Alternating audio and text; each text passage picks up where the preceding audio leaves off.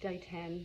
So this morning I weighed in, and when I woke up, basically that was the completion of my 9-day detox, and truly it's been such a precious journey. I weighed in 2 kilos lighter, and you can certainly see the difference in my body, but it was, yes, it was about some weight loss, and it is for many people. The average weight loss of everybody who's done it is 5 kilos. Now, I probably didn't really have 5 kilos to lose. You know, what I was compelled to do was to get well, to free myself from this addictive pattern, this catabolic stress, this year of such intense challenges and difficulties, and this has been a blessing. And there's a battle in every blessing. It's it's not easy to unplug and to detox from all of the habits, all of the compulsions that are upon us in day-to-day life. But it's just been, I look at my 9-day detox as resetting my true north. It's like it anchored me into something that was truly of value. And I have no inflammation in my body. I have lost all of the acne. My eyes are clear. The bags are virtually gone, and I feel alive. More than anything, I've broken out of a prison of inflammation and toxicity and stress, and I've come alive. I've dropped weight, and I've reset and regenerated every cell of my body. And it's a platform now to take the habits, the rhythms, the sequences, and bring it to your day-to-day life. So it's a platform for me now to begin my training in earnest, the way I like to, and to start to vibe and hum along in my own body and my own skin. And I have no shame. Like when I sat here 10 days ago, I was just riddled with shame. I was so just depleted, exhausted, broken, and shamed. Ashamed of myself, and the shame was not even the body weight, or that's a significant, obvious part of it, but I was completely out of integrity with my mission and my purpose and my passion and myself. But I also have compassion for myself because it's been an extremely difficult year. And for all of us. And there was a word I was meditating on this morning, and I just felt hollow. I was hollow of the things that are uplifting and inspiring, and in shame and depletion. And now I just feel resilient. I feel alive. I feel made new again. And my batteries are full. My creativity's flowing, and honestly, for me, the dreaming has been phenomenal. It's increasing and increasing. Like, my dream life is suddenly so rich, whereas literally for the past 10, 15 years, I don't recall dreaming. And I think with alcoholism and then extreme training with CrossFit, that aspect of my life has been immobilized, crushed, gone to sleep. So, I think about how much weight I lost, and would I do anything differently? And not really. I think, I had that lightning experience, the floods, the lightning.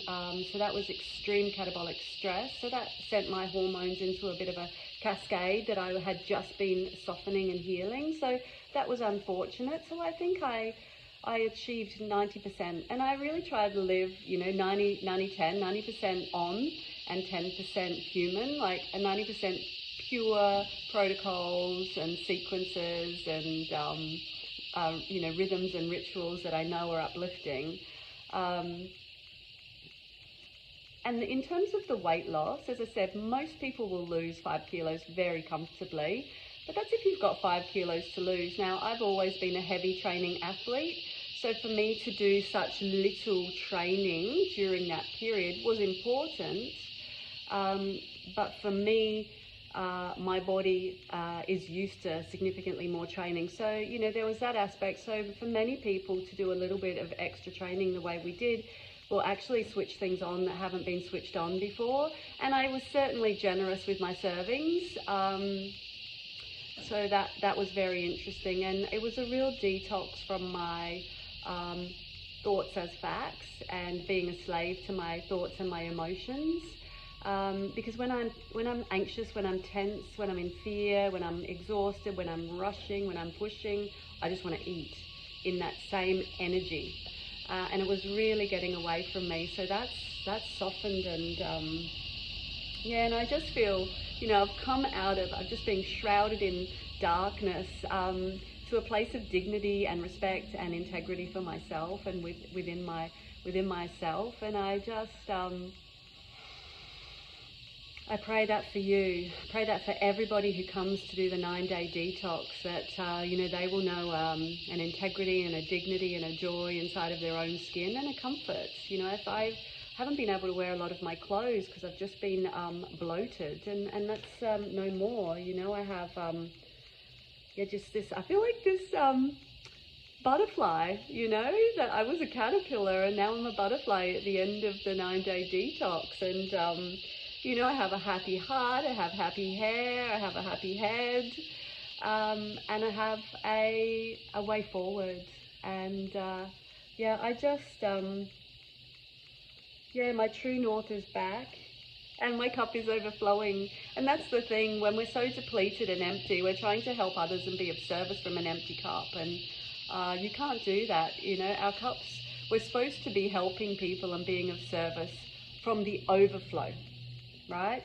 I've always been giving from half empty, you know, to empty, and giving more and in a manic way, and you know, that's not for me. What other reflections did I want to share? Did I do my best? Yes, I did my best. I've always done my best, even when it wasn't pretty or it didn't look very good to somebody else. I was literally doing my best. You don't know what's going on inside somebody else's skin. You don't know what challenges they're facing in their life and in their internal life. And so I really want to honor myself and honor you in knowing if you saw this detox through, even if you had a hiccup or two and you kept turning up, you did your best and you are in integrity. And yeah, let me see.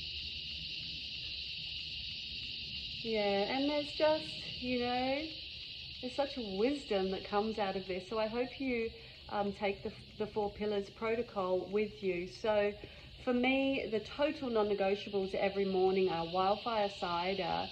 And it's not like I have to make myself do it. I want to, I love it, I can't wait for it. And it also initiates that sequence of my day to be in integrity and put all of the things in the right order that will support me. So my wildfire cider, my holy coffee, my zero body detox, and my green goodness, and then my training session. So, and then I, you know, fast through that day. I'll either drink more of my green goodness, always 2 litres, non-negotiable there. And then I make a homebrew chili, ginger, lemon, kombucha, so that goes into me after 12 o'clock. So I have a little rule there with that. And you know, what I want for myself moving forward is to eat food as, you know, from nature, not highly processed, not packets of chips, not chocolate. Like in 2024 and after this detox, I want natural food from the earth, food the way God intended us to source, and more farmers markets, and yeah, so much greens, and yeah, I just thank you for your journey with me, and I can't wait to support more and more people on this journey, because we need it so much. And the toxicity, the alkalinity, the hydration, the rhythms and patterns of a perfect day in harmony with nature and the rising and the setting of the sun. It's the blessing. And there will continue to be battles. Like once we're in the blessing, we're like, yeah, made it. It's never going to be a battle again. No, there'll be battles. But the true north is set, and it's such a powerful process to come back to this 9-day detox once a year, maybe twice a year if you really love it and vibe with it.